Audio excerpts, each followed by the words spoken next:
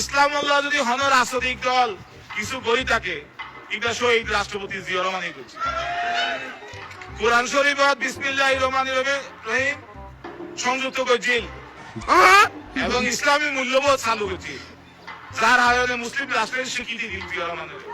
তা বলছি কি, আপনাদের ভাগ্য ভালো, কাকু মেয়াদ উত্তীর্ণ গাঁজা খেয়ে শুধুমাত্র বিসমিল্লাহির রহমানির রহিমের উপরে দিয়েই গিয়েছে। ভাগ্যিস এটা বলেনি যে কোরআন নাজিল করেছেন আমাদের শ্রদ্ধেয় শহীদ জিয়াউর রহমান। কাকু একটু পড়াশোনা করে আসবেন, উল্টাপাল্টা কথা বলে লোকের হাসির পাত্র হবেন না। সংবিধান বলতে গিয়ে কোরআন বলে ফেলেছেন, তওবা করেন, নাউজুবিল্লাহ বলেন, ঠিক আছে?